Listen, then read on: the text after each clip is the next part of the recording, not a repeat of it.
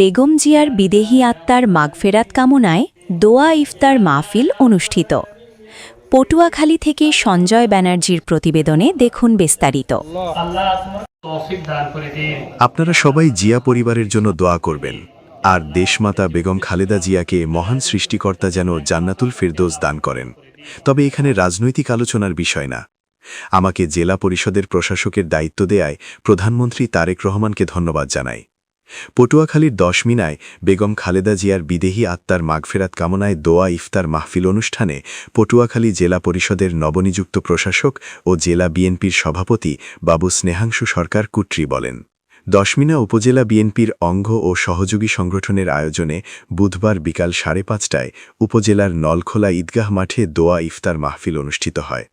উপজেলা বিএনপির যুগ্ম আহ্বায়ক ইসমাইল মেলকারের সভাপতিতে এবং সদস্য সচিব শাহ আল শানু শিকদারের সঞ্চালনায় প্রধান অতিথি ছিলেন পটুয়াখালী জেলা পরিষদের নবনিযুক্ত প্রশাসক ও পটুয়াখালী জেলা বিএনপির সভাপতি বাবু স্নেহাংশু সরকার কুট্রি।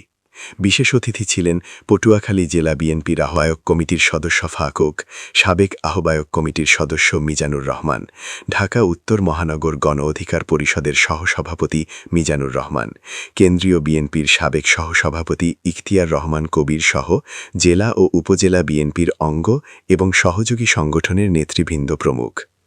এ সময় প্রধান অতিথি বাবু স্নেহাংশু সরকার কুট্রি আরও বলেন, আমি 47 বছর যাবৎ বিএনপি করে আসছি। কেন্দ্রীয় কমিটির নির্দেশে মোতাবেক সবাই মিলেমিশে দল পরিচালনা করে যাব। তিনি আরও বলেন, 10 মিনা উপজেলা আর অবহেলিত থাকবে না।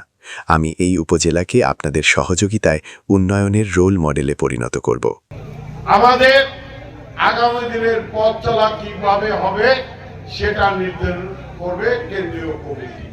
আমাদেরকে যেভাবে নির্দেশ দেবে, যেভাবে আমাদের চলতে বলবে, যেভাবে আমাদের সংগঠন তৈরি করতে বলবে